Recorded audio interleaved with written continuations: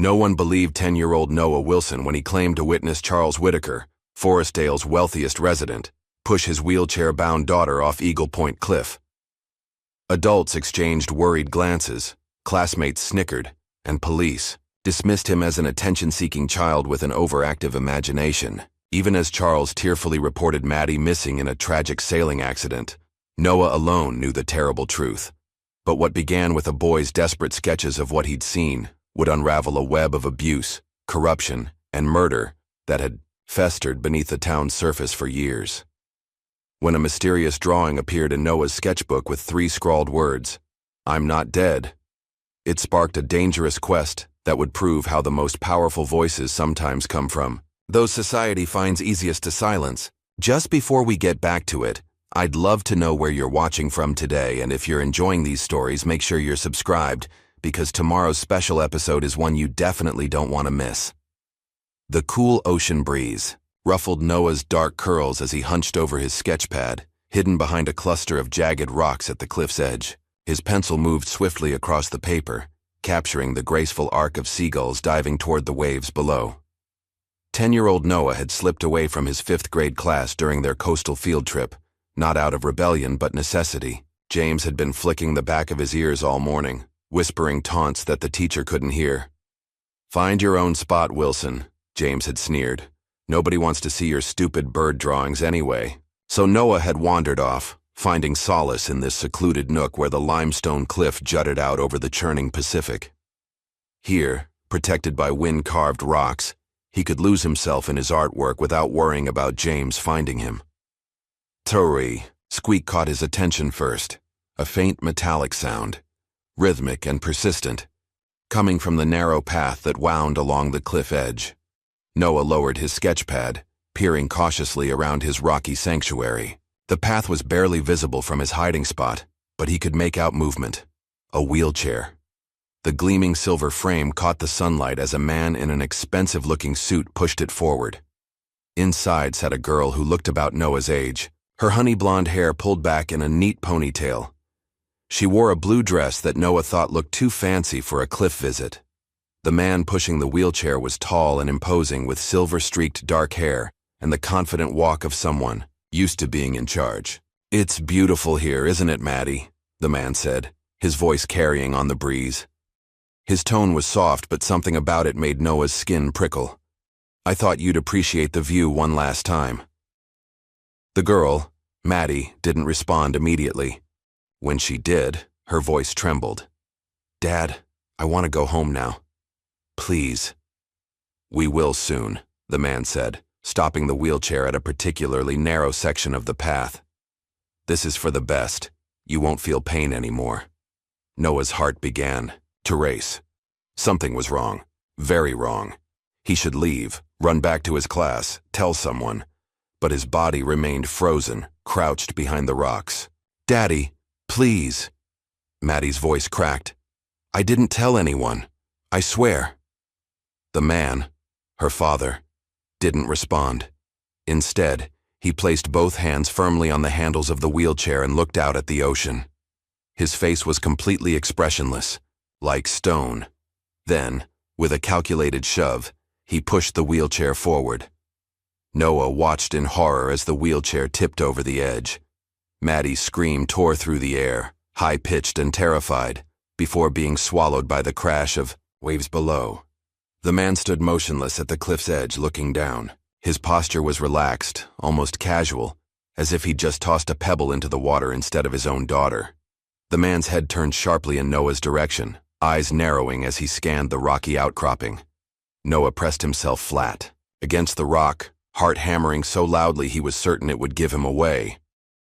When he dared to look again, the man was walking briskly back down the path, straightening his tie as if completing a business transaction. The moment the man disappeared from view, Noah's paralysis broke. He scrambled to his feet, abandoning his sketchbook, and ran as fast as his legs would carry him back toward the section of beach where his class was gathered. "Help!" Noah shouted as he approached the group, his voice cracking with fear. "Someone pushed a girl off the cliff in a wheelchair. We have to help her." His classmates turned to stare, confusion written across their faces. Ms. Peterson, his science teacher, rushed over, her brow furrowed with concern. "Noah Wilson, where have you been? We've been looking everywhere for you." She grabbed his shoulders. "What are you talking about? Calm down." "A man pushed a girl in a wheelchair off the cliff." Noah pointed frantically back toward where he'd been hiding. "I saw it happen. We have to call the police." Ms. Peterson exchanged a look with Mr. Taylor, the other supervising teacher. It was a look Noah recognized, the one adults shared when they thought a child was making things up. "Noah," Ms. Peterson said carefully, "that's a very serious thing to say. Are you sure you didn't just imagine this?"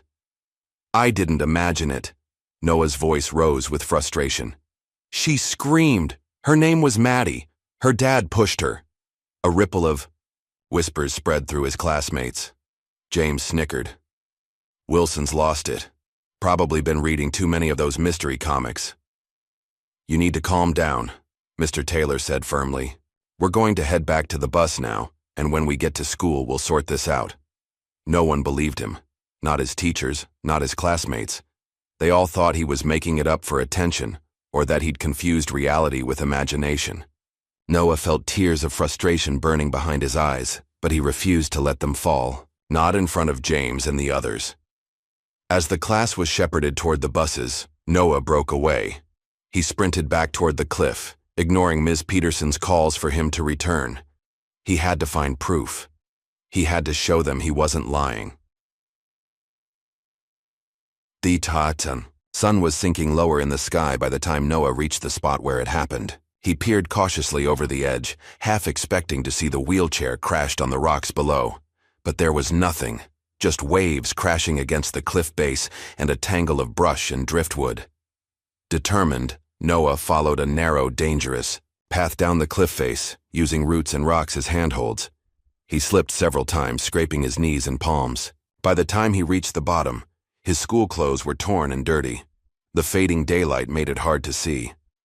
Noah pulled out a small flashlight he kept on his keychain and swept its beam across the rocky shore. There was no wheelchair, no Maddie, just sand, rocks, and lapping waves.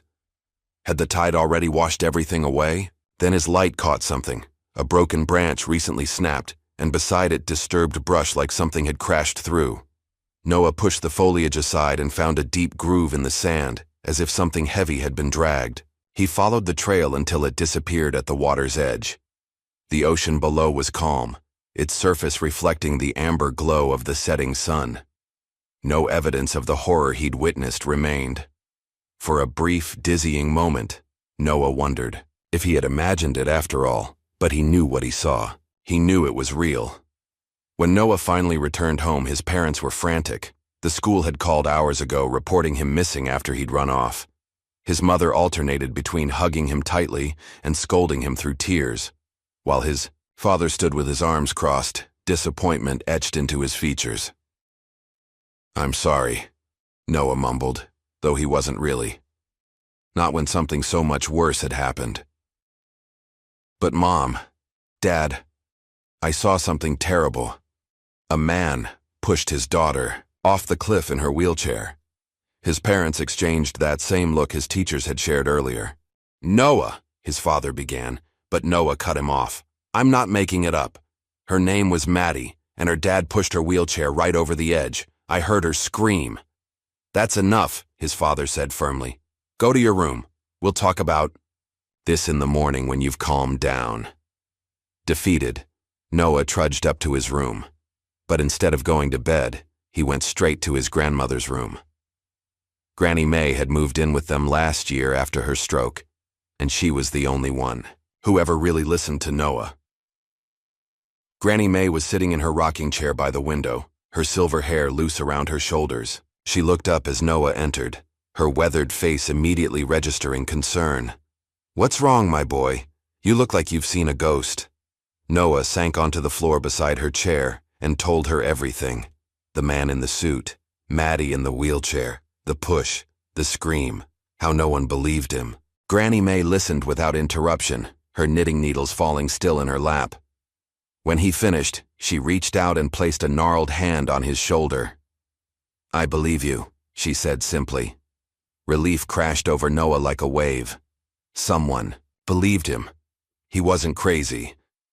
But Noah, Granny May continued, her voice low and serious, this is dangerous business. If what you saw is true, then that man has done something terrible, and he won't want anyone to know about it. I have to tell the police, Noah insisted. And you will, Granny May said. But you need to be careful. Powerful men can make anything disappear, but the truth always rots its way back up, like a body in shallow ground. She squeezed his shoulder. Promise me you'll be careful. I promise, Noah whispered. That night, Noah couldn't sleep.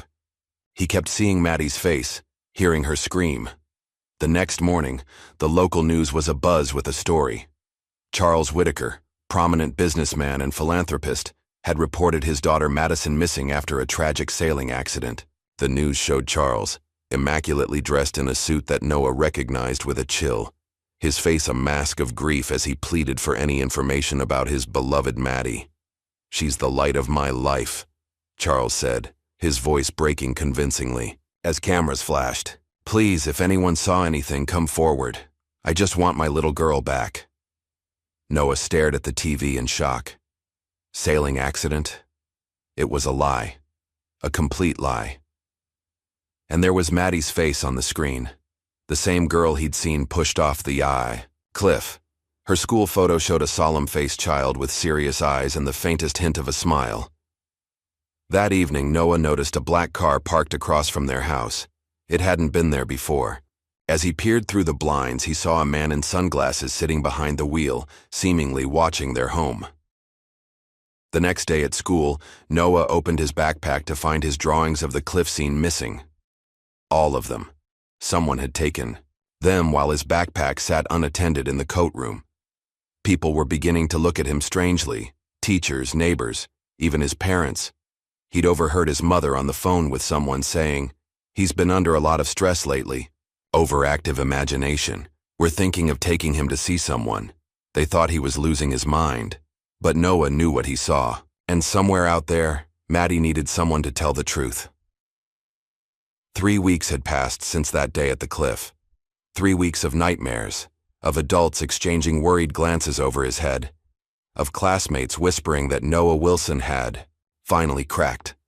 But worst of all was the knowledge that Maddie's father was getting away with it, being celebrated as a grieving parent while his daughter's true fate remained hidden. Noah had started following Charles Whitaker. It was risky and probably stupid, but he couldn't just sit around doing nothing. After school, instead of heading home, he would bike to the wealthy part of town where the Whitaker mansion stood behind ornate iron gates. On this particular afternoon, Noah had positioned himself behind a large oak tree across the street, sketchbook in hand as a cover story, in case anyone questioned his presence. But he wasn't drawing birds today. He was watching Charles Whitaker emerge from his house, dressed in another immaculate suit, his silver-streaked hair perfectly styled. Charles walked to his Mercedes, but instead of getting in, he stood beside it as another vehicle approached. A black SUV with heavily tinted windows. The driver's window rolled down, and Charles handed over a manila envelope. The exchange took less than 10 seconds, and then the SUV drove away. Noah scribbled furiously in his notebook, recording the time, the make of the SUV, and what little he could see of the driver. Male, dark glasses, baseball cap. It wasn't much, but it was something. Another piece of the puzzle. Later that week, Noah followed Charles to a downtown restaurant and watched through the window as he met with Chief Bennett from the local police. They spoke in hushed tones over expensive steaks, and though Noah couldn't hear what they were saying, the friendly clap on the shoulder that Charles gave the chief before they parted ways sent a chill down his spine. "What exactly are you doing, kid?" Noah nearly jumped out of his skin at the voice. He whirled around to find a teenage girl standing behind him, arms crossed over her faded band t-shirt. She had wild, curly hair dyed blue at the tips and dark, skeptical eyes that seemed to see right through him. "Nothing," Noah said quickly, shoving his notebook into his backpack. "Just walking." "Yeah, right." The girl rolled her eyes. "You've been stalking that rich guy for like a week now. I've seen you skulking around his neighborhood. What's your deal?" Noah hesitated. Everyone he'd told so far had dismissed him. Why would this random teenager be any different? "I'm Cora," the girl said when Noah remained silent. "I'm stuck doing community service at the park across from Whitaker's house. Graffiti," she added with a hint of pride. "So I've had plenty of time to notice you being all secret agent behind the trees." "I'm Noah," he said finally. "And I saw him murder his daughter." He expected her to laugh, to roll her eyes again and walk away. Instead, Cora studied his face for a long moment. "Wow," she said finally. "That's intense and totally delusional." She shook her head. "Everyone knows about Maddie Whitaker. Sailing accident, right? Been all over the news." "That's a lie," Noah insisted, a familiar frustration rising in his chest. "I saw him push her wheelchair off Eagle Point Cliff, but no one believes me." Cora snorted. "Yeah, well, why would Charles Whitaker, who's basically this town's golden boy, push his kid off a cliff in broad daylight? That's not just murder, that's stupid murder." "I don't know why he did it," Noah admitted, "but I know what I saw." Cora seemed about to deliver another sarcastic comment when something caught her eye. She nudged Noah and nodded toward the restaurant. Charles was leaving, speaking intently on his phone. As he passed near them, they caught fragments of his conversation. "Needs to be taken care of. No one can find out. Too much at stake." Charles climbed into his car and drove away, but not before giving Cora and Noah a long, assessing look that made Noah's stomach knot with fear. "Okay," Cora said slowly once Charles was gone. "That was definitely sketchy." She turned to Noah. "Look, I still think you're probably full of it, but Whitaker is acting suspicious, and I'm bored out of my mind picking up trash in that park, so maybe we can help each other out." That night, after much planning and against Granny May's explicit warnings, Noah met Cora at the edge of the Whitaker property. The mansion was dark, except for a faint light in what must have been Charles's study. Security lights illuminated the grounds, but Cora seemed to know all the blind spots. "My brother works for a security company," she explained when Noah asked. "He's always complaining about rich people installing fancy systems then leaving obvious gaps."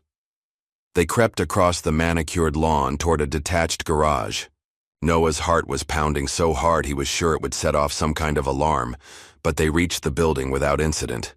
The garage was locked, but Cora produced a thin piece of metal from her pocket. "Please tell me you're not actually picking that lock," Noah whispered. "Relax," Cora muttered, working the tool into the keyhole. "My dad used to lock me out when he was drunk. Had to learn how to get back in somehow." After a minute of jiggling, there was a soft click. Bingo! They slipped inside, using their phone flashlights to navigate the space. The main bay held Charles's Mercedes and a sleek Jaguar, but it was what sat in the corner that made Noah freeze. Wheelchair. Not just any wheelchair, but one identical to the one Maddie had been in that day at the cliff. It was dusty and clearly hadn't been used in a while, but it was definitely a second wheelchair. Why would he need two wheelchairs if she supposedly drowned in a sailing accident? Noah whispered. Cora's skeptical expression had given way to genuine concern. Maybe he kept a spare? Or maybe, Noah said, he pushed one wheelchair off the cliff for show, knowing no one would find Maddie's body because she wasn't in it. Before Noah could continue, headlights swept across the garage windows as a car pulled up the driveway. "We need to go." "Now," Cora hissed, pulling Noah toward a side door. They slipped out just as they heard the main garage door begin to open. Next day, Noah and Cora went to the police station to report what they'd found. Officer Miller, a younger cop who seemed less dismissive than the others, took their statement but looked uncomfortable the entire time. "Look, kids," he said finally, "I appreciate your concern, but Charles Whitaker is a respected member of this community. These are serious accusations and you don't have any real evidence." "We saw a second wheelchair in his garage," Noah protested. "Having a spare wheelchair isn't a crime," Officer Miller said gently. "I'll look into it, but I wouldn't get your hopes up." As they left the station, Noah noticed a familiar black SUV parked across the street, the same one he'd seen Charles pass the envelope to. "They're not going to help us," Cora said, kicking a stone across the sidewalk. My brother always says the police in this town are bought and paid for. Noah wasn't surprised when later that evening he saw Officer Miller's patrol car pull up to the Whitaker mansion. The officer went inside and emerged 20 minutes later, looking grim. The next day at school, Noah was called to the principal's office. Mr. Lawson, who had always been friendly before, now regarded Noah with a mixture of pity and sternness. "Noah," he said, folding his hands on his desk, "I'm concerned about some behavior that's been reported. Several teachers have noticed you seem preoccupied, and there have been disturbing themes in your drawings." Noah's stomach dropped. "What do you mean? You've been drawing scenes of accidents, violence, and now I hear you've been spreading stories about Mr. Whitaker, who, I might add, just donated the funds for our new library wing." "They're not stories," Noah insisted. "I saw—" "You're suspended for 3 days," Mr. Lawson interrupted. "We've called your parents and they agree you need some time to reset. When you return, I expect this obsession with the Whitaker tragedy to be behind you." That evening, as Granny May helped Noah organize his room, a task his mother insisted would help him focus on positive things, she paused while folding his clothes, a distant look in her eyes. "You know," she said quietly, "I used to work for Maddie's mother." Noah's head snapped up. "What? You never told me that." Granny May sat heavily on the edge of Noah's bed.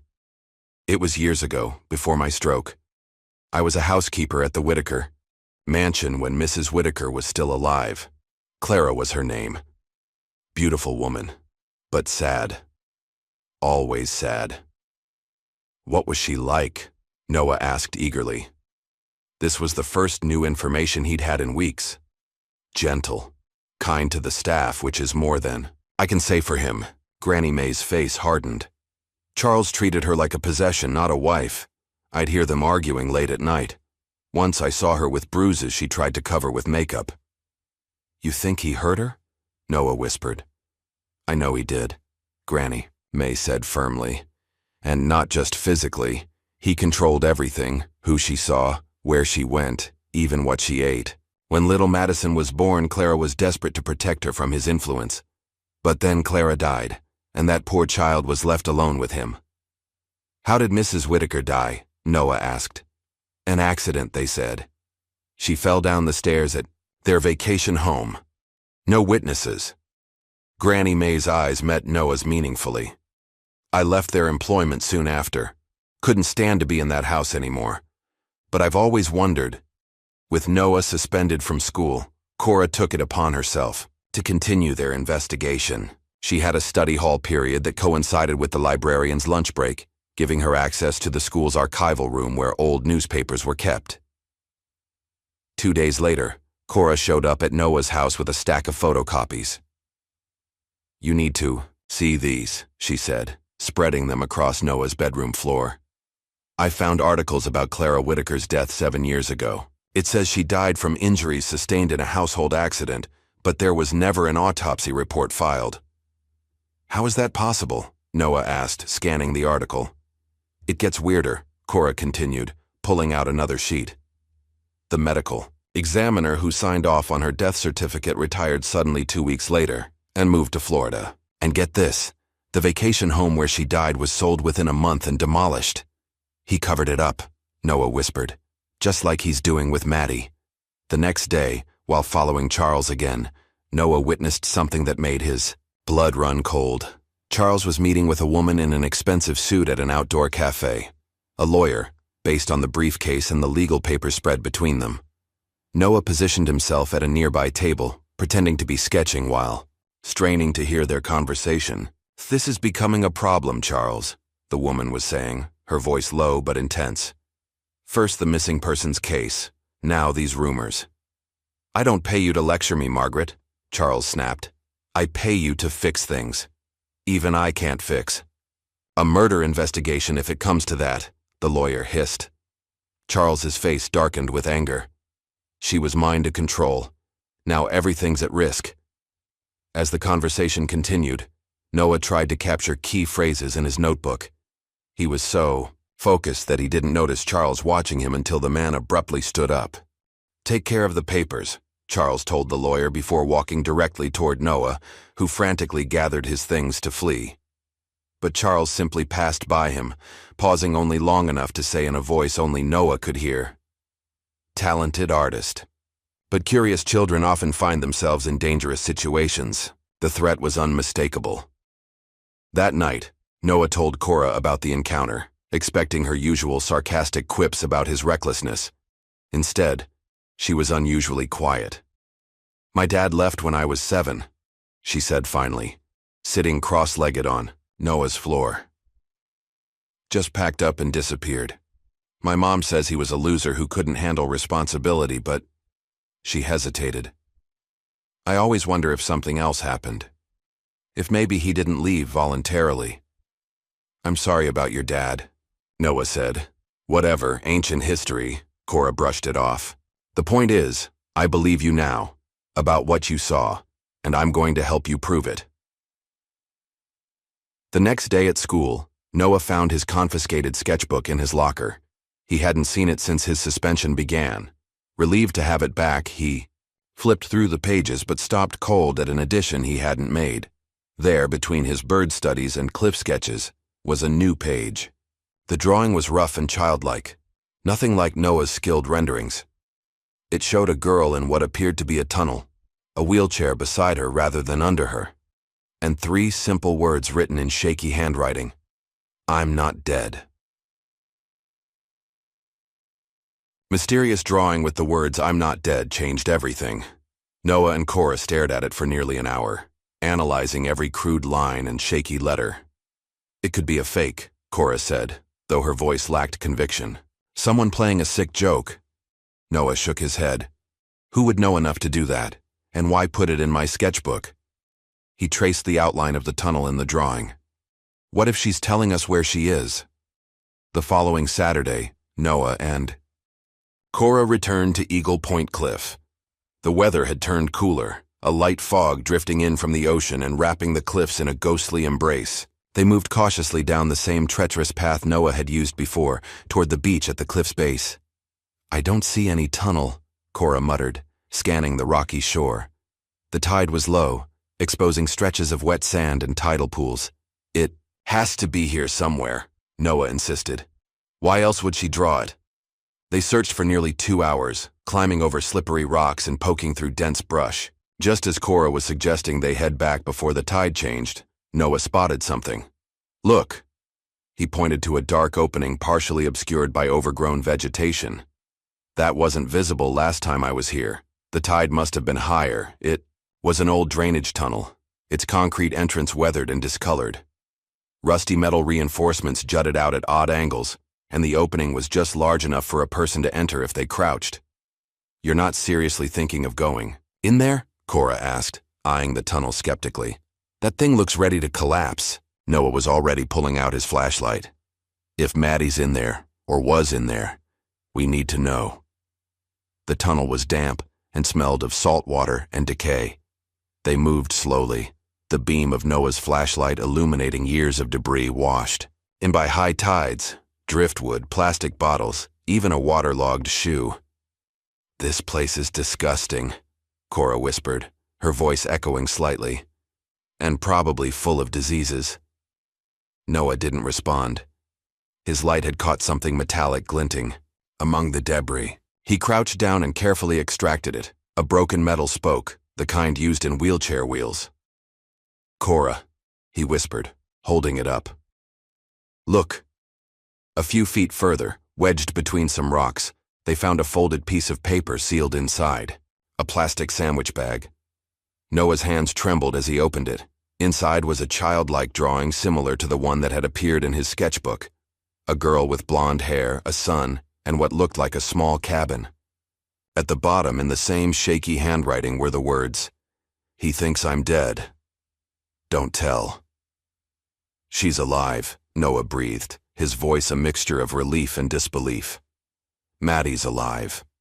"But where is she?" Cora asked, taking the drawing from Noah. "This looks like a cabin or something, not a tunnel." They continued deeper into the tunnel, which eventually opened up into a larger chamber, that appeared to be an old storm drain junction.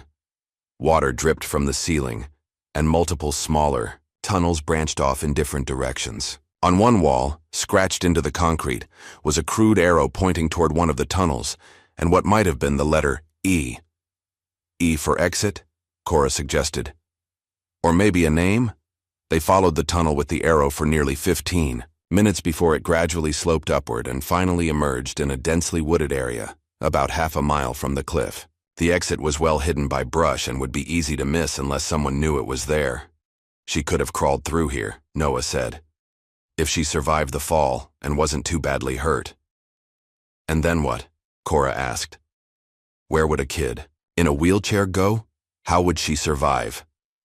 The answer came 3 days later, when Cora called Noah in a state of barely contained excitement.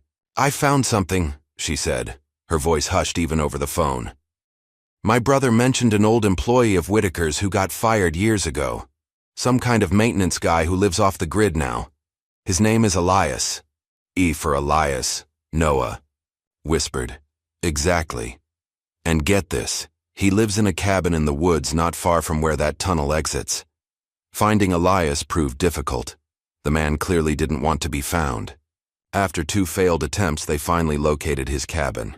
A small, sturdy structure partially hidden by trees, with solar panels on the roof and a well-tended vegetable garden. Smoke curled from the chimney despite the mild weather. What if he's dangerous? Cora whispered as they approached. What if he's in on it with Charles? Noah didn't get a chance to respond. The cabin door swung open, and a tall, lean man with a salt and pepper beard aimed a shotgun directly at them. That's far enough, he said, his voice gruff but not threatening. State your business. Noah stepped forward, hands raised. We're looking for Maddie Whitaker. The man's expression didn't change, but his grip on the shotgun tightened. Don't know any, Maddie. You kids are trespassing. Turn around and go home. Please, Noah said. I saw what her father did. I saw him push her off the cliff. I know she's alive, and I think you might be helping her. For a long moment, the man just stared at them, his weathered face unreadable. Then, from inside the cabin, came a small voice. It's okay, Elias. That's him. That's the boy who was drawing birds. The shotgun lowered slightly as a girl appeared, in the doorway behind Elias. She was thin and pale, with honey blonde hair that hung loose around her shoulders. Most shocking of all, she was standing on her own 2 feet, one hand braced against the doorframe for support. Maddie, Noah breathed. She offered a tentative smile. You found me. Inside the cabin over cups of herbal tea that Elias insisted would settle their nerves, Maddie told her story. Her voice was soft but steady, her hands occasionally trembling, as she recounted that day at the cliff. He was smiling, she said, her eyes distant with the memory. Right before he pushed me, he smiled and said it was for the best. She looked down at her hands. I thought I was going to die. I wanted to die for a moment. But you didn't fall all the way, Noah prompted gently. Maddie shook her head. The wheelchair tipped at the edge. I was thrown out. I hit some rocks and bushes on the way down, but I landed on a ledge about halfway down the cliff. The wheelchair kept going. She rubbed her arm, which bore a long, healing scar. I was bleeding a lot. I thought I was in hell when I woke up. Elias cleared his throat. I was collecting driftwood below the cliffs. Heard the commotion. Saw something fall. Went to investigate and found her on that ledge, barely conscious. Brought her here.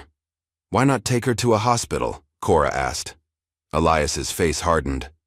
Charles Whitaker owns half this town, including the hospital board. I worked for him for 15 years before he fired me for asking too many questions about his wife's death. I knew if I took Maddie in, she'd end up right back with him or worse. He was drugging me, Maddie said suddenly. Dad, every day these pills I was supposed to take for my condition. She made air quotes with her fingers. But Elias stopped giving them to me. And then, look. She stood up and took a few shaky steps across the room, without support. Her movements were unsteady but determined. The doctor said I'd never walk again after my accident 3 years ago, she explained. But Elias thinks maybe I could've, if Dad hadn't kept me medicated and convinced me I couldn't. Medical abuse, Cora whispered. He was keeping you sick on purpose. Maddie nodded.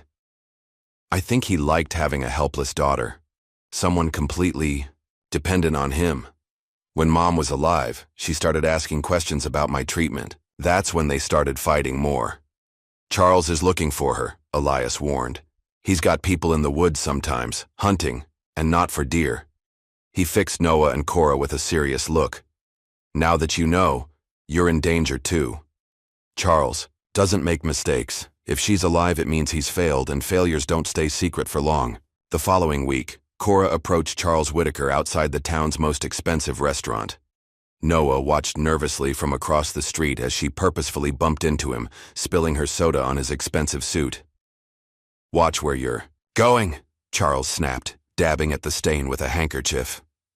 So sorry, Mr. Whitaker, Cora said loudly, drawing attention from passers-by. By the way, I was wondering, why wasn't Maddie's old wheelchair included in the police report about her sailing accident? Charles froze, his expression shifting from annoyance to something cold and calculating. What did you say? Her spare wheelchair, Cora continued innocently. The one in your garage. Seems like an important detail for the investigation. Charles smiled, but it didn't reach his eyes. Children ask too many questions these days. He leaned closer to Cora. Be careful. Young lady, curiosity isn't always rewarded. That evening, Granny May gave Noah a yellowed envelope she'd kept hidden in an old photo album. I should have shown you this sooner, she said, her hands trembling slightly. But I was afraid. Clara gave this to me a week before she died. Made me promise not to open it unless something happened to her. Inside was a single sheet of paper. A letter written in elegant handwriting. To whoever is reading this, if you have this letter, then something has happened to me. I fear for my life and for my daughter's future. Charles is not the man the world believes him to be. He is controlling, manipulative, and I believe dangerous. The accident that confined Maddie to a wheelchair was no accident at all. If anything happens to me, please protect Maddie. She is in danger as long as she remains under his control. Clara Whitaker. Noah folded the letter carefully. This is proof. We could take this to the police. Granny May shook her head sadly. Police Chief Bennett was best man at Charles's wedding. They've been friends since college. You need more than a letter from a dead woman. The next day, Elias showed them something he'd kept hidden, an old cassette recorder with a tape still inside. I used to do maintenance at the house, he explained. Found this tape recorder behind a vent I was fixing in Maddie's room. Charles must have forgotten. It was there. He pressed play and Charles Whitaker's voice filled the small cabin. Stop crying. You're useless like this. Do you understand me, Maddie? Useless. If you tell anyone about our night drives or your medications, you'll regret it. Remember what happened to your mother? Accidents happen, Maddie. They happen all the time. Maddie's face had gone pale, but her jaw was set in determination. I need to testify against him. I need to tell people what he did. To me and to Mom. Before they could formulate a plan, there was a knock at the cabin door. Everyone froze. Elias reached for his shotgun, but Maddie placed a hand on his arm. It's okay, she said. I called him. The door opened to reveal a young man in his early 20s with curly hair similar to Cora's. Isaac? Cora gasped. What are you doing here? Your brother is studying law, Maddie explained. I remembered you mentioning it. We need legal help. Isaac looked around the cabin, taking in the situation with increasingly wide eyes. Cora, what have you gotten yourself into? Before she could answer, Elias jerked his head toward the window. Outside, through the trees, a hooded figure was photographing the cabin. He quickly ducked out of sight. They found us, Elias said grimly. Charles knows. The next morning, thick smoke filled the cabin as Elias shook Noah and Cora awake. Fire, he shouted. They've set the woods ablaze. Through the windows, orange flames licked at the surrounding trees, a wall of fire approaching from 3 sides. The only clear path was toward the creek that ran behind the property. Grab only what's essential, Elias commanded, helping Maddie to her feet. We have minutes, not hours. Noah stuffed the letter from Clara and his sketchbook into his backpack. Cora grabbed the cassette tape. Maddie hesitated by a small desk, her hand hovering over a leather-bound journal. My diary, she whispered. Mom gave it to me. No time, Elias said, pulling her toward the door. It's just things, Maddie. We need to save ourselves.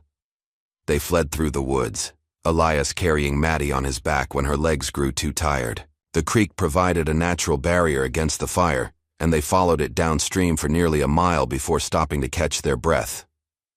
They burned everything, Maddie said, tears streaming down her face. All I had left of Mom was in that journal. They're trying to destroy evidence, Isaac said grimly, and scare us off. He turned to Cora. I'm calling my mentor, Frances Duval. She was disbarred for taking on the wrong powerful clients, but she still knows her way around the law. She can help us. Frances Duval turned out to be a steely-eyed woman in her 50s who asked sharp questions and took meticulous notes. When they finished explaining the situation, she sat back in her chair and tapped her pen against her notepad. You've got a compelling story, she said, but stories aren't evidence in court. We need something solid. Documentation, witnesses, physical evidence that can't be disputed. We had evidence, Cora said bitterly, but Charles burned it all. Not all of it, Granny May said. They had reconvened at Noah's house where Maddie was reunited with the elderly woman who had once helped care for her. Granny May reached for the necklace she always wore, a small silver pendant that hung from a thin chain.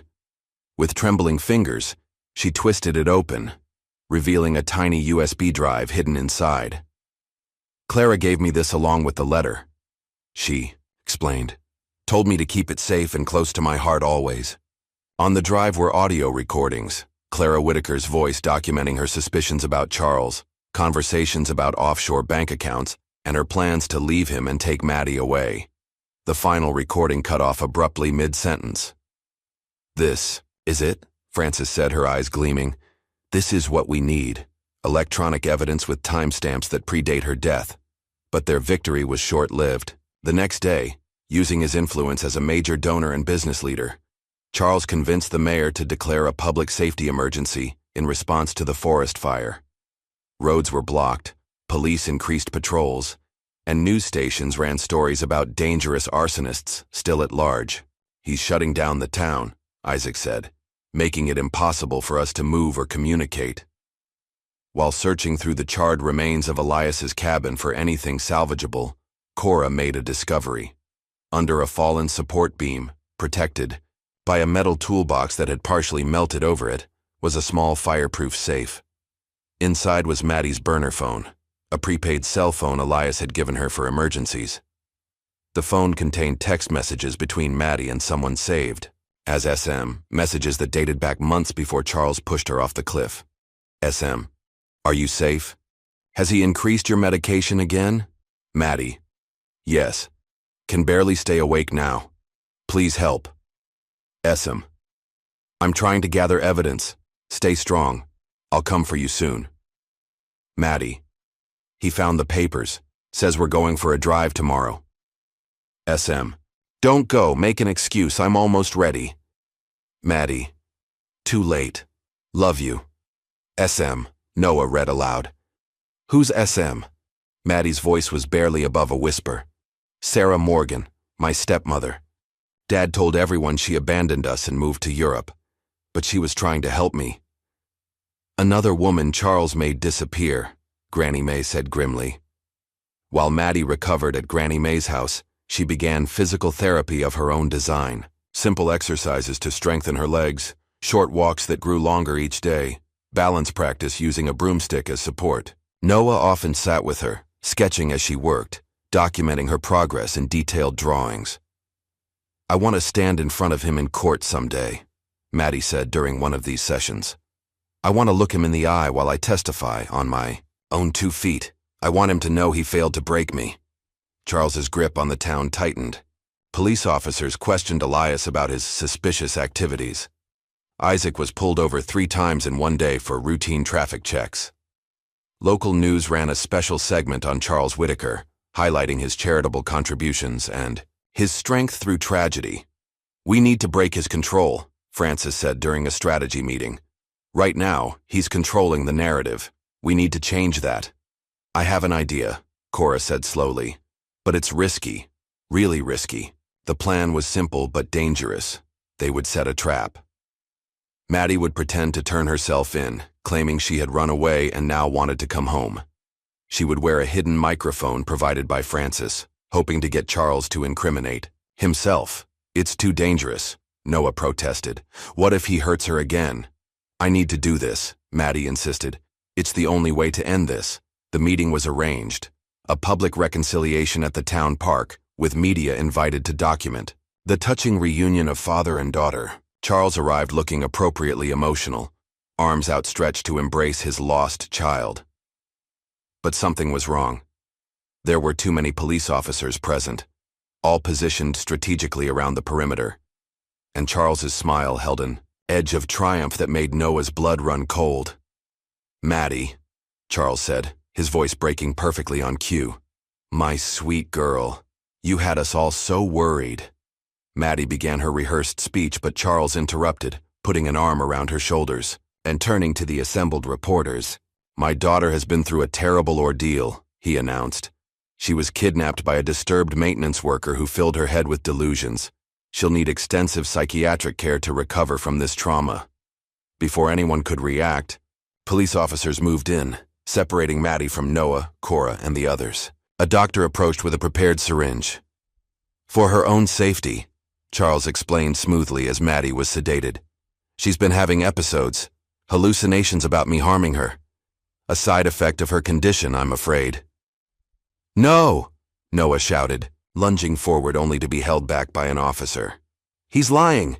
He pushed her off the cliff. Tell them, Maddie." But Maddie's eyes were already growing unfocused as the sedative took effect. Through tears, Noah watched helplessly as she was loaded into an ambulance. "She'll receive the best care at Lakeside Psychiatric Facility," Charles told the reporters, his face a mask of concern. "I only want what's best for my daughter." Later, that night, Noah sat on his bed, staring at Maddie's drawing of the cliff in his sketchbook. The trap had backfired completely. Charles had outmaneuvered them, turning their plan against them and taking Maddie back. Now she was locked away, probably being drugged again, with no way to reach her. "We're not done yet," Noah whispered to the empty room, his fingers tracing the outline of Maddie's childlike drawing. "I promise, we're not done yet." 3 days had passed since Maddie was taken to Lakeside Psychiatric Facility. 3 days of unanswered phone calls, blocked visits, and mounting despair. Noah had barely left his room, lying on his bed and staring at the ceiling, consumed by guilt and failure. "We never should have tried that stupid plan," he murmured to himself for the 100th time. We walked her right into his hands. A soft knock interrupted his thoughts. His mother opened the door, her face lined with worry. "Noah, honey, Cora's here to see you. Again." "Tell her I'm sick," Noah mumbled, rolling away to face the wall. His mother sighed. "She says it's important. Something about a final drawing." Noah sat up so quickly he felt dizzy. "Send her up." Cora burst into his room moments later, clutching his sketchbook. "Look at this," she said, flipping to the last page. "I found it when I was going through your stuff while waiting. It wasn't here before." A new drawing had appeared in Noah's sketchbook, similar to the previous ones, but this time showing a crude sketch of a boy holding what looked like a key. Written beneath it in that same shaky handwriting, "Don't give up." "How did this get here?" Noah asked, examining the page. "It has to be Granny May," Cora said. "She must have snuck it in. The question is, how did she get it from Maddie?" They found Granny May in her rocking chair, knitting calmly as if she didn't have a care in the world. "Granny," Noah said, holding up the sketchbook. "Did you put this drawing in here?" The old woman continued knitting for a moment before looking up with a small smile. "A nice nurse from Lakeside comes to check on my heart condition every Tuesday. Maddie found a way to slip her the drawing.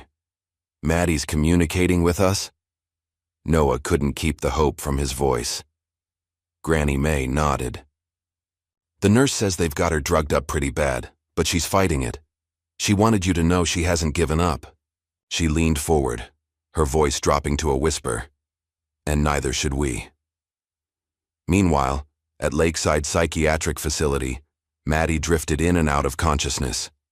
The white room spun around her, time blending together in a haze of medications and therapy sessions with doctors who seemed more interested in documenting her delusions than helping her.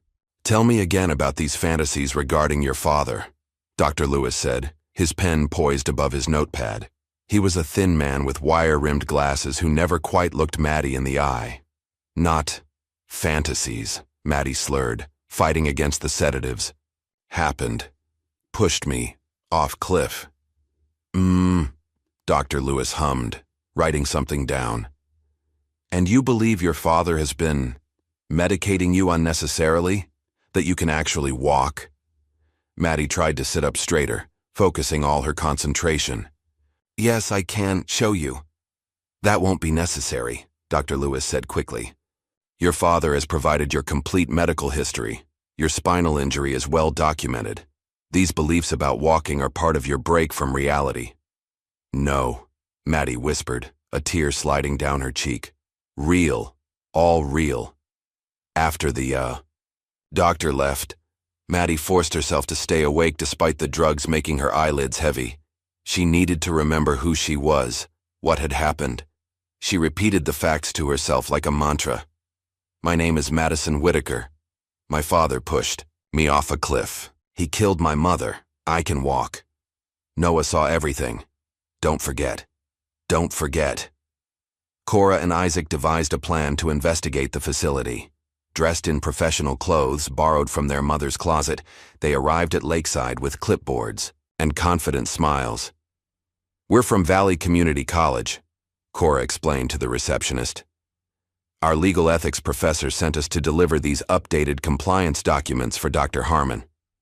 The ruse worked long enough for them to access a records room, where Isaac quickly searched through files while Cora kept watch. "Look at this," Isaac whispered, holding up a folder labeled Whitaker M. "Her admission paperwork and preliminary psych evaluation are dated 2 weeks before she was even brought in." They were planning to commit her all along, Cora realized.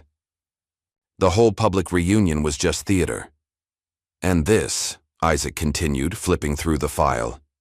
"Her symptoms and hallucinations are all documented in detail, but they're backdated to before she disappeared. Charles has been building a paper trail to discredit her for months. Frances Duval had been making inquiries of her own. Through old legal contacts, she located a former nurse who had quit Lakeside 6 months earlier. That place isn't a hospital. It's a prison, the nurse Vanessa Baker told them when they met at a diner 20 miles outside town. Rich families send their problem children there to disappear. Once you're admitted, it's nearly impossible to get out without the family's consent. "Have you ever treated patients who weren't actually ill?" Frances asked carefully. Vanessa stirred her coffee, not meeting their eyes. "More than I care to admit. There was one girl. Father claimed she was bipolar, dangerous, but I never saw any symptoms when she wasn't medicated. The day I suggested reducing her dosage, I was removed from her case." She looked up, her expression haunted. 2 weeks later, they announced she'd died of complications. I quit the next day. While Noah and the others worked to build their case, Granny May decided to take matters into her own hands. She contacted Janet Wilson, a journalist from the Psy, local newspaper who had once written an exposé on nursing home abuses. "I have information about Charles Whitaker," Granny May told her when they met at the senior center's weekly bingo game. "About his daughter, his wife's death, and the cover-ups." "Mrs. Henderson," Janet said carefully, "those are serious accusations. Charles Whitaker owns the company that publishes our paper." "I know the risks," Granny May replied, sliding over a flash drive, "but the truth needs to come out. That man pushed his daughter off a cliff and is now drugging her in a psychiatric facility to keep her quiet." Janet hesitated, fingers hovering over the flash drive. "I could lose my job, and a child could lose her life," Granny May countered, "just like her mother did." 2 days later, Charles Whitaker called a press conference on the steps of City Hall. Dressed impeccably as always, he spoke with practiced emotion about his daughter's tragic mental health situation. Madison has been suffering from paranoid delusions, a side effect of her spinal injury and medications, he explained to the assembled reporters. These delusions include elaborate conspiracy theories about me and others wishing to harm her. He paused, dabbing at his eye with a handkerchief.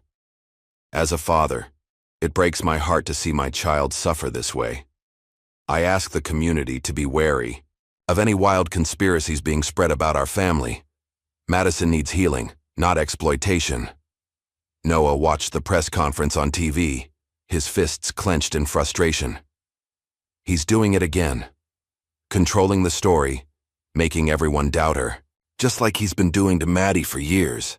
Meanwhile, Elias had gone deep underground after narrowly escaping another attempt to capture him when police raided his new hideout. He reached out to an old friend, a woman named Dorothy Dottie Simmons, a former IT specialist who now lived off the grid after exposing corporate corruption. "I need your help," Elias told her. "We have evidence against a powerful man, but no way to make it public without him shutting it down." Dottie, a middle-aged woman with faded purple hair and multiple computer screens in her trailer, listened to the whole story without interruption. "Controlled media, bought police, psychiatric imprisonment," she summarized. "Classic powerful person playbook, but the internet is still pretty hard to control completely." She cracked her knuckles. "Give me what you've got, and I'll help you build a digital dead man switch. If anything happens to any of you, everything goes public at once." That night, Noah snuck out of his house and broke into the school. Using a window he knew the janitor, always left unlocked, he made his way to the administrative office. He needed to find evidence of Charles's corruption at the school level, something to explain why the principal had been so quick to suspend him. In a filing cabinet marked Board of Trustees, Noah discovered what he was looking for: financial records showing Charles had made massive donations to the school over the years, each coinciding with a potential scandal being buried. A teacher who suddenly resigned after reporting concerns about Maddie. Sports equipment funding that appeared just after Charles's drunk driving incident was kept out of the school paper. Most damning of all was a check for $50,000 to a medical examiner dated 1 week after Clara Whitaker's death, with consultation services written in the memo line. "Bribery," Noah whispered, taking photos with his phone. He bribed the medical examiner after killing Maddie's mom. At Lakeside, Maddie was developing her own plan. The medications made it difficult to think clearly, but she forced herself to stay focused during the brief periods when the drugs began to wear off. She had noticed one nurse, a young woman named Amber, who seemed less hardened than the others, who sometimes looked at her with something close to sympathy. During an evening medication check, Maddie deliberately began to convulse, her body shaking violently on the bed. "Help!" she gasped between spasms. "Can't breathe!" Amber rushed to her side, calling for the doctor. In the chaos, Maddie managed to grab the nurse's phone from her pocket. While medical staff checked her vitals, she clutched the phone beneath her blanket. Later, alone in her room with the lights dimmed for the night, Maddie sent a single text to Noah's number, which she had memorized during her time with Elias. "Silver Room, 2nd floor. Tomorrow." The team gathered at Francis's apartment to plan their most dangerous mission yet, extracting Maddie from Lakeside. "We'll need distractions at multiple points," Isaac said, sketching a rough layout of the facility based on what they'd observed during their previous visit. "Security is heaviest at the main entrance in the east wing where the high-risk patients are kept. I can cause an electrical issue," Elias suggested, "temporarily disable their security systems, but it won't give you much time." "I can disguise myself as delivery personnel," Noah volunteered, small enough to not seem threatening, old enough to be a high school kid with a part-time job. "And I'll create a distraction at the front desk," Cora added. "Drama club has to be good for something, right?" As they finalized their plan, Francis looked around at the determined faces of the unlikely team: a disbarred lawyer, an off-grid maintenance man, a teenage graffiti artist, a law student, and a 10-year-old boy, all risking everything to save one girl from a man who seemed untouchable. "Charles Whitaker has no idea what's coming for him," she said softly. The morning of the rescue operation dawned clear and crisp. Noah barely slept the night before, his mind racing with all the ways their plan could fail. But when Dottie arrived with the disguises and equipment, a strange calm settled over him. They were really doing this. They were going to save Maddie. "Remember," Francis told them during the final briefing, "if you're caught, you say nothing, except I want a lawyer. No explanations, no justifications, just those 5 words." Noah nodded, slipping on the blue uniform Dottie had procured, a convincing replica of the local courier services outfit, complete with a cap pulled low over his eyes. The ID badge hanging around his neck identified him as Jake Miller, a 16-year-old part-timer. Dottie had aged him up in the photo with subtle makeup and lighting. "You look like a completely different person," Cora said, herself transformed with a blonde wig and glasses to play the role of an administrative intern. At exactly 2:15 p.m., the operation began. Isaac created a minor traffic incident near the facility's main road, diverting attention and resources. Minutes later, Elias activated a device Dottie had rigged, causing a brief power fluctuation in the facility's electrical system. With security distracted, Cora entered through the main entrance, arms full of files. "Delivery for Dr. Lewis," she announced to the receptionist. "Annual compliance reports. Need signatures on all of these immediately." As the flustered receptionist began sorting through the paperwork, Noah slipped in through a service entrance, pushing a dolly loaded with boxes. With staff focused on the power issues and Cora's administrative chaos, he made his way to the second floor using the service elevator. The silver room turned out to be a reference to the door, uniquely painted silver instead of the standard white of the other rooms.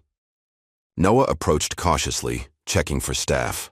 The corridor was empty, most personnel responding to the multiple distractions. Using a keycard Dottie had programmed, Noah swiped the lock. It flashed red.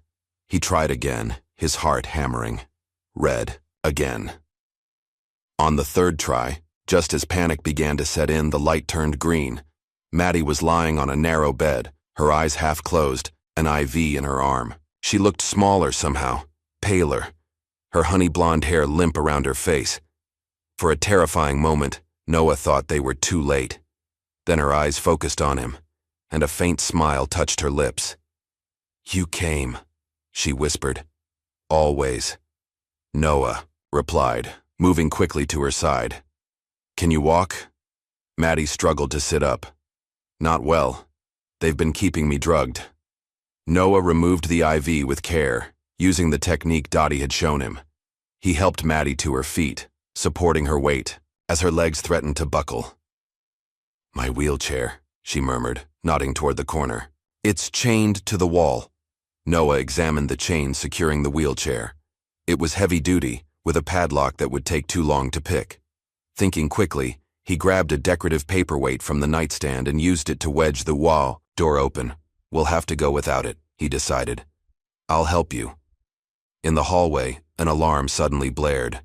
Not part of their plan. Somewhere, something had gone wrong. "Attention all staff," a voice announced over the intercom. "Security breach in progress. Initiate lockdown procedures." "We need to hurry," Noah urged, half carrying Maddie toward the service elevator. But when they arrived, the elevator was disabled, emergency protocols in effect. "The stairs," Maddie suggested, pointing to a door marked emergency exit.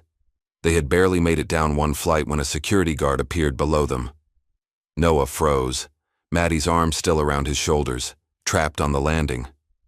Just then, the power went out completely. Elias had cut the main line, plunging the stairwell into darkness except for the dim glow of emergency lights. In the confusion, Noah and Maddie slipped past the disoriented guard, continuing downward. By the time they reached the ground floor, sweat was pouring down Noah's face from the effort of supporting Maddie's weight. "Almost there," he encouraged her as they approached a service door Elias had identified as their extraction point. "Elias is waiting on the other side." But when they pushed through the door, it wasn't Elias waiting for them. It was a black SUV with tinted windows, its engine running. Noah's blood ran cold. "Run!" he whispered to Maddie, trying to pull her back inside. Too late. The SUV's door opened, and a familiar figure stepped out. "Going somewhere?" Charles Whitaker asked, his voice unnervingly calm. Before they could retreat, two men emerged. From behind them, blocking their return to the building. Noah recognized one as the driver who had received the manila envelope weeks ago. "My daughter needs her medication," Charles said smoothly, approaching them. "And you, Noah Wilson, need to learn about boundaries." He turned to his men. "Take them both. The boy, too." Suddenly, headlights flooded the area as another vehicle roared into the parking lot. Elias's truck, with Cora in the passenger seat. The truck screeched to a halt between Charles and the children. Elias jumped out, shotgun in hand. "Back away." From them, Whitaker. Charles didn't even flinch. The loyal handyman still fighting battles you can't win. He reached inside his jacket. Elias raised the shotgun. "Don't." Everything happened at once. Charles withdrew not a weapon but a phone, pressing a button. Sirens wailed in the distance, rapidly approaching. One of Charles's men lunged at Elias, who fired a warning shot into the air. In the chaos, Noah pulled Maddie toward the truck. "Get in!" Cora shouted, throwing open the rear door. They scrambled inside as Elias backed toward the vehicle, keeping his shotgun trained on Charles, who stood watching with an eerie calm. "Let them run," Charles said to his men, who had started to pursue. "They'll lead me right to what I need." As they sped away, Maddie collapsed against Noah, exhaustion and relief overwhelming her. "He let us go," she whispered. "Why would he let us go?" "He's playing with us," Elias growled, eyes fixed on the road as police cars streaked past them in the opposite direction. Like a cat with mice, they drove for hours, taking back roads and switching vehicles twice. First to Dottie's van, then to an old pickup truck Isaac had borrowed from a friend. By nightfall, they reached their new hideout, an abandoned mining complex outside town, where tunnels honeycombed the hillside. "The mines have been closed for decades," Dottie explained as she led them through a hidden entrance reinforced with modern supports. "I've been prepping this place as a fallback for years. Multiple exits, natural ventilation, and completely off any grid." Inside, the main chamber had been converted into a surprisingly comfortable living space, with solar-powered lights, cots, food supplies, and even a small bathroom with running water pumped from an underground spring. Francis and Isaac were already there, having taken different routes to avoid being followed. Granny May had been relocated to the home of Janet Wilson, the journalist, for safety. "Charles will be looking for us," Francis warned. "He'll have the police, private security, maybe even state authorities if he can convince them we kidnapped Maddie." "Let him look," Dottie said confidently. "I've set up motion sensors and cameras covering every approach. If anyone comes within half a mile, we'll know." Without the heavy medications from Lakeside, Maddie began to improve rapidly. Color returned to her cheeks, and her mind cleared. Noah sat with her as she practiced standing, then taking small steps, recording her progress. In his sketchbook, "I never wanted to die," Maddie confessed one evening as they sat at the mouth of a tunnel, watching the sunset paint the distant hills. "Even when he pushed me, even when I was falling, I just didn't want to live in pain anymore." She looked at Noah, her eyes clear and determined. "But when I saw your face that day at the cliff, someone who saw the truth, who might believe me, that's when I decided to live, no matter what." Meanwhile, Janet Wilson, despite losing her job at the newspaper after her editor discovered her investigation, had taken the story online. Using Dottie's secure servers, she published a series of articles detailing Charles Whitaker's history of abuse, complete with the evidence the team had gathered. The story gained traction slowly at first, then exploded when a national news blog picked it up. Suddenly, people were asking questions, demanding answers. Charles's carefully constructed public image began to crack. In response, Charles arranged his own interview with a friendly local TV station. Looking appropriately distressed, he explained that his daughter had been kidnapped by a disturbed former employee with a grudge who had brainwashed her and potentially other children. "I just want my daughter back safe," he said, tears glistening in his eyes. "And I fear for the other children involved. They're in danger from these delusional adults who have convinced them of terrible falsehoods." The interview might have swayed public opinion back in his favor if not for what happened next. During the live broadcast, the station's feed was briefly hijacked. For 30 seconds, viewers instead saw Maddie, standing on her own, though unsteadily, holding up Clara's letter and speaking directly to the camera. "My name is Madison Whitaker. My father pushed me off a cliff because I discovered he killed my mother. I am not delusional. I am not sick. And I am not afraid of him anymore." The feed cut back to a flustered news anchor, but the damage was done. The clip went viral within hours. Charles's retaliation was swift and brutal. Using connections no one knew he had, he arranged for Noah's grandmother to be arrested on fabricated charges of endangering a minor. The message was clear: surrender. Maddie, or those they loved, would suffer. "He's raising the stakes," Francis warned during an emergency meeting. "And he won't stop with Granny May." "Then we don't stop either," Noah said firmly, surprising everyone with his conviction. "We've been running and hiding. It's time to face him directly." "What are you suggesting?" Cora asked. Noah looked around at their unlikely team, then at Maddie, who nodded in silent agreement. "We go back to where it all began," Noah said. "We return to the cliff." Granny May sat straight-backed in a cold metal chair, facing two men in dark suits who had been questioning her for hours. The small room in the county detention center smelled of disinfectant and stale coffee. Despite her exhaustion, Granny May's eyes remained defiant. "Let's try this again, Mrs. Henderson," said the taller man whose ID badge read Agent Wilson. "Where is Madison Whitaker currently located?" "I've told you already," Granny May replied. "I don't know where my grandson and his friends are. I'm an old woman with a heart condition. Do you think they'd tell me their secret hideout?" The second man leaned forward. "You're not being charged with kidnapping yet, but obstruction of justice is still a serious offense. Mr. Whitaker is very concerned about his daughter's safety." Granny May gave a dry laugh. "I'm sure he is. Concerned she might tell the truth. About him." "Mrs. Henderson," Agent Wilson sighed, "we have evidence that you've been in contact with the group harboring Maddie. Phone records show calls between you and Noah just days ago. My grandson calls to check on me. That's not a crime. It is when you're aiding fugitives." Outside the detention center, a small crowd had gathered. Janet Wilson's stories had stirred something in the community: doubt, questions, and for some, outrage at the treatment of an elderly woman. Among the protesters was Ms. Peterson, Noah's science teacher from the field trip. "I didn't believe him," she told a reporter who had shown up to cover the demonstration. "When Noah came running to tell us what he'd seen that day at the cliff, I dismissed him. We all did. Now I can't help wondering if we failed that boy when he needed adults to trust him." In the abandoned mine that served as their hideout, Francis and Isaac were preparing legal documents spread across a makeshift table. "We need to build an airtight case," Francis explained, sorting through papers. "Attempted murder, conspiracy, medical abuse, obstruction of justice, false imprisonment, the works. But it all hinges on Maddie's testimony. And getting a judge who isn't in Charles's pocket," Isaac added grimly. "That's why we're filing in federal court," Francis replied. "Outside Charles's sphere of influence, we've documented financial transfers to 3 local judges, the police chief, and half the town council. Charles may own this town, but his reach has limits." "What about Granny May?" Cora asked from where she sat with Noah, helping him organize his sketches and notes into a chronological record of events.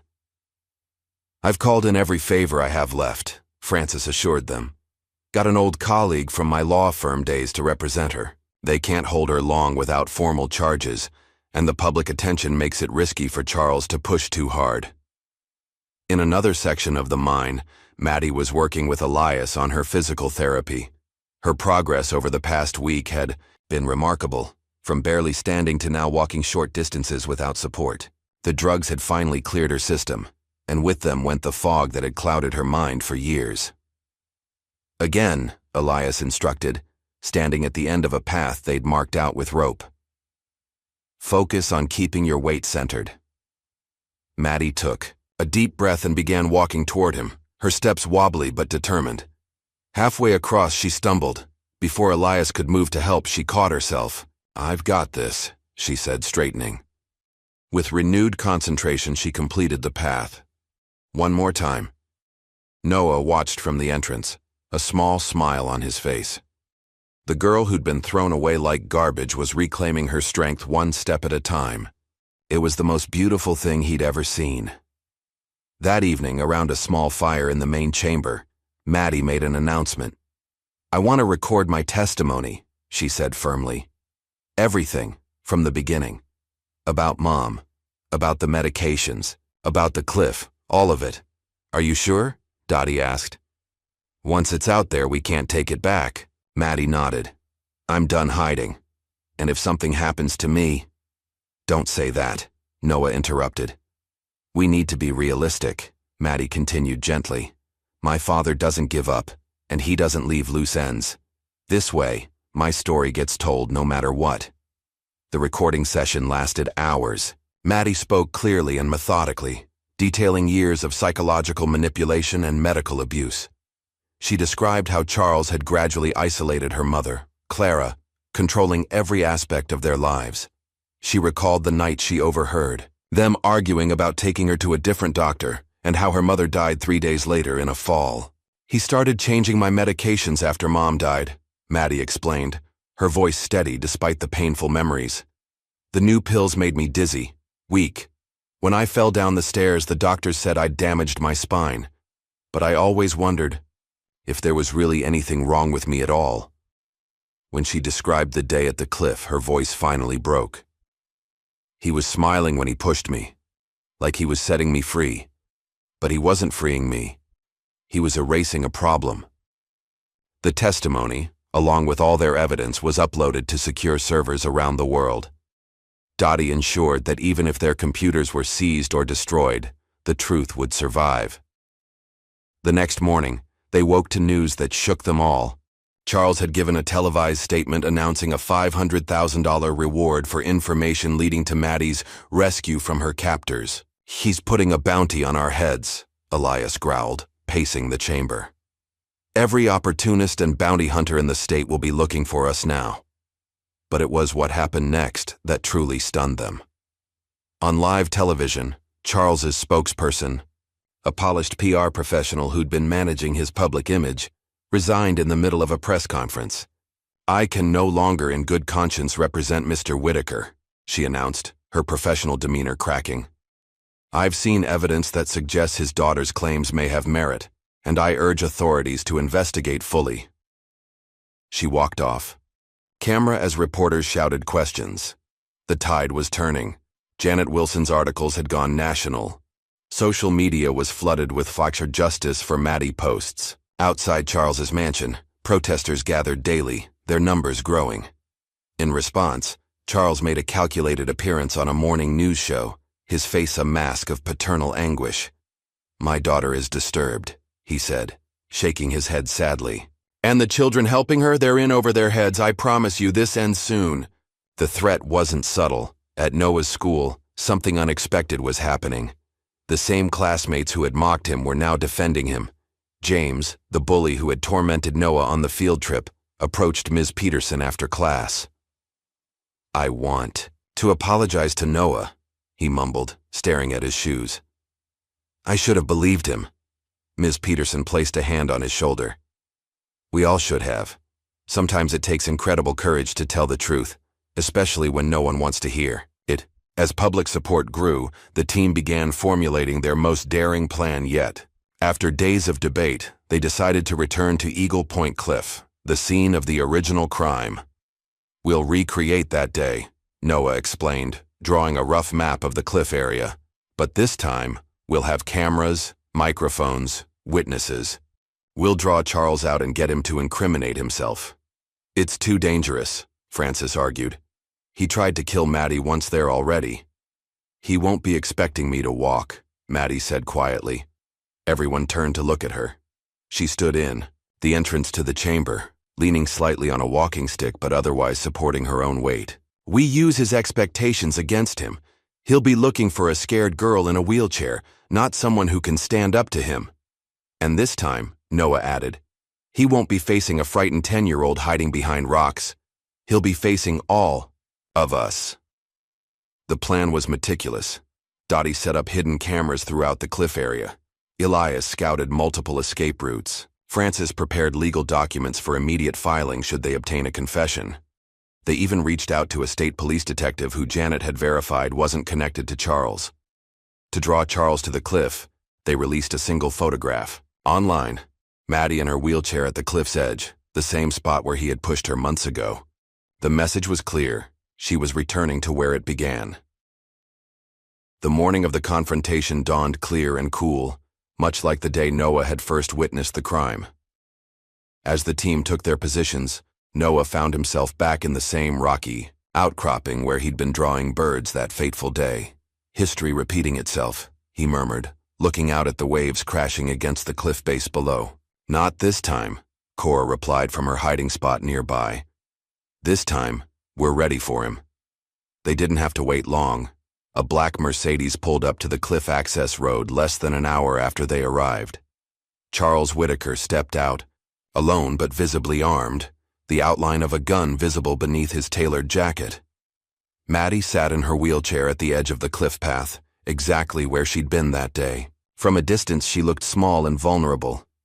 Charles approached slowly, his face unreadable. "Madison," he called, his voice carrying on the breeze. "This is quite dramatic even for you." "I thought you'd appreciate the symmetry, Dad," Maddie replied, her voice steady despite her racing heart. Charles stopped a few yards away, hands in his pockets. "You've caused quite a lot of trouble. Cost me millions in damage control. Is that all you care about? Money?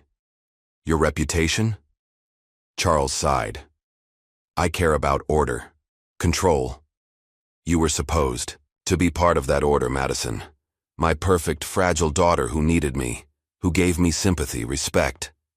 His expression hardened. "Instead, you've become a liability." "Like Mom was?" Maddie asked.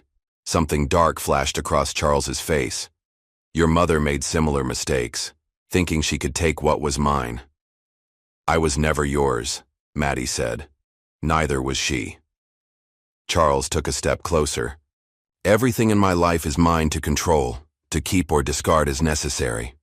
His hand moved toward his jacket. "You brought me to the place where I ended you. Poetic. But I don't make the same mistake twice." "Neither do I," Maddie said. And with that, she stood up. The shock that registered on Charles's face was everything they'd hoped for.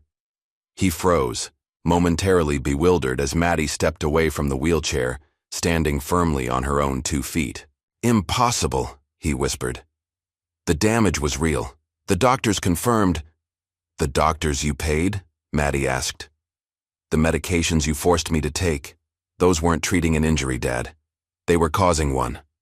Charles's composure cracked. "You ungrateful little—" He lunged forward, reaching for Maddie. At that moment, Noah burst from his hiding place, and from all around the cliff, the others emerged. Cora, Isaac, Elias, Francis, and Dottie. Charles spun around, suddenly realizing he was surrounded. "It's over, Charles," Francis called. "Everything you've just said has been recorded and is being live-streamed right now. Step away from your daughter." Charles's hand moved to his gun, but before he could draw it, the sound of sirens filled the air. Police cars, state troopers, and even FBI agents flooded the area, responding to an anonymous tip about an armed man threatening a minor at the cliff. As officers approached with weapons drawn, Charles's face contorted with rage. "She's mine!" he screamed, lunging one last time for Maddie. But Maddie simply stepped aside, her months of physical therapy giving her a strength and balance Charles hadn't anticipated. He stumbled past her, momentarily off balance at the edge of the cliff, the same edge where he'd once pushed his daughter. For one terrible moment, Noah thought Charles might fall, might suffer the same fate he'd planned for Maddie. But Elias grabbed the back of Charles's jacket, yanking him away from the edge. "Not like this," Elias growled. "You face justice like a man." As the officers handcuffed Charles, reporters and camera crews arrived, alerted by Dottie's livestream. The entire arrest was captured for the world to see.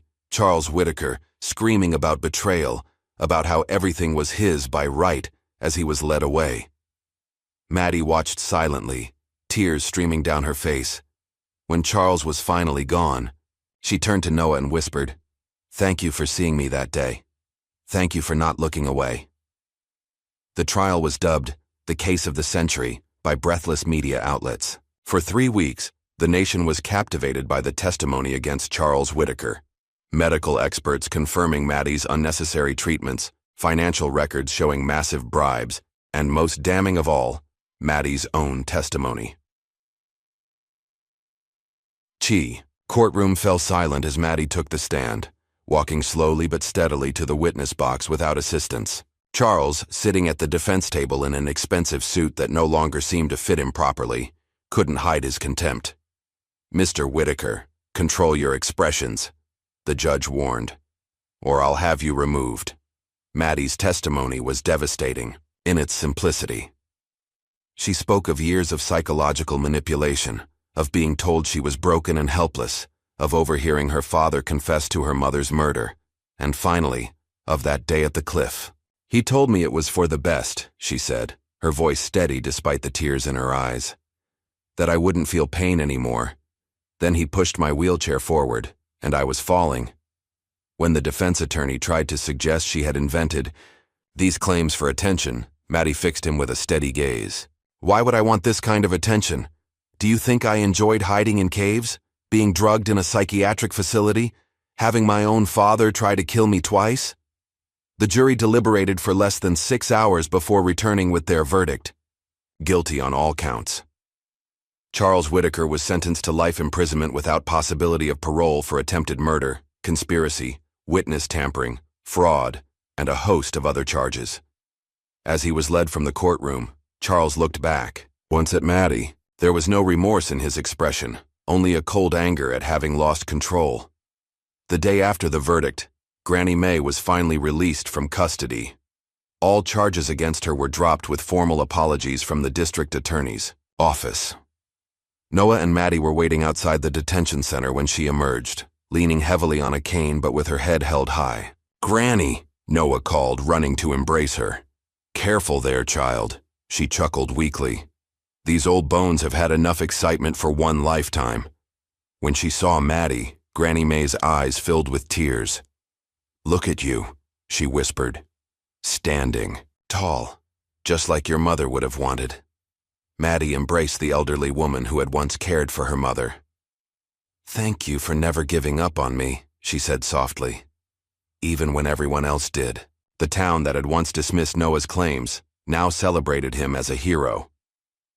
2 weeks after the trial concluded, the mayor organized a community town hall to formally apologize for the institutional failures that had allowed Charles's crimes to continue for so long. The hall was packed when Maddie walked to the podium unassisted. She surveyed the crowd, faces that had once looked at her with pity now filled with respect and remorse. "I stand before you today, not as a victim," Maddie began, her voice clear and strong, "but as a survivor. What happened to me and to my mother was enabled by silence. The silence of people who suspected the truth but looked away. The silence of institutions that valued wealth over justice." She paused, finding Noah in the front row. "I'm alive because a boy didn't look away. Because when he saw something wrong, he spoke up, again and again, even when no one believed him." Noah blinked back tears as she continued. "That's the lesson we should all take from this tragedy.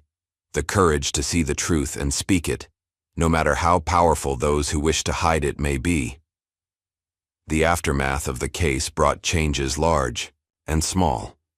Cora, whose academic record had been middling at best, was awarded the first Justice for Madison Scholarship, a grant established by the school board for students who demonstrated moral courage. "I don't know what to say," Cora stammered when presented with the award. "I just did what anyone should do." "But that's just it," the principal replied. "Not everyone would have done what you did. That's why it matters." Elias, who had spent years in self-imposed isolation, found himself reluctantly in the spotlight when a national magazine asked him to write about supporting trauma survivors. The article was shared widely, eventually reaching his estranged daughter in Seattle. "Dad?" a voice called from outside his newly rebuilt cabin one autumn afternoon. Elias opened the door to find a young woman, with his eyes standing there nervously. "I saw your name in an article. I've been looking for you for years." Dottie's secure platform for exposing abuse of minors in elite systems grew into a nationwide network. She hired staff, established protocols for verifying claims, and provided technical security for whistleblowers. On the About Us page, a simple statement read, "Inspired by the courage of Madison Whitaker and Noah Wilson." Isaac, who had put his law studies on hold during the crisis, received an unexpected letter from Frances Duval. She had been reinstated to the Bar Association and was opening a new firm specializing in children's rights and corruption cases. "I need an associate who's already proven they're willing to fight for justice, regardless of the odds," she wrote. "The position is yours if you want it." Charles's considerable fortune, frozen during the trial, was eventually seized through civil forfeiture. After lengthy legal proceedings, the assets were converted into a foundation for child abuse survivors. Maddie, who could have claimed a significant portion as his heir, asked only that one condition be met. "Remove the Whitaker name from everything," she instructed the trustees. "That name has caused enough pain in this world." As for Noah, his artistic talents found a new purpose. His detailed sketches documenting the case were compiled into a book titled The Boy Who Saw, with proceeds directed to trauma therapy programs for children. At the book launch, attended by everyone who had fought alongside him, Noah seemed embarrassed by the attention. "I just drew what I saw," he told reporters. "Maddie did the hard part. She survived." 1 year after Charles's conviction, Noah and Maddie returned to Eagle Point Cliff. The place that had once been the site of such horror now felt different, cleansed somehow by truth and justice. Maddie stood at the edge, not too close, looking out at the endless horizon where sea met sky. The wind tugged at her hair, longer now and healthier like the rest of her. Noah stood beside her, taller than he had been that first day, his sketchbook tucked under his arm. "Are you scared to be here?" Noah asked quietly. Maddie considered the question. "No," she said finally. "This place doesn't belong to him anymore. It's just a cliff now. Beautiful, actually, when you're not afraid." "What happens next?" Noah asked, watching a seagull dive toward the waves below. Maddie smiled, a real smile that reached her eyes, something that had once been rare but was becoming more common. "We live, Noah. We go to school, make friends, have normal problems. We remember what happened, but we don't let it define us." She took a deep breath of the salty air. "This time, we came back stronger." As they turned to leave, Noah paused to open his sketchbook. The page showed a drawing of Maddie standing tall at the cliff's edge, her face turned toward the sun, unafraid. "Perfect," he said, both to the drawing and to the moment. Together, they walked away from the cliff and toward whatever the future might hold. What would you risk to speak the truth when the whole world calls you a liar? If this story of courage against corruption moved you, like, subscribe, and share to support more tales where the powerless find their voice. Because sometimes, the smallest witnesses have the most important stories to tell.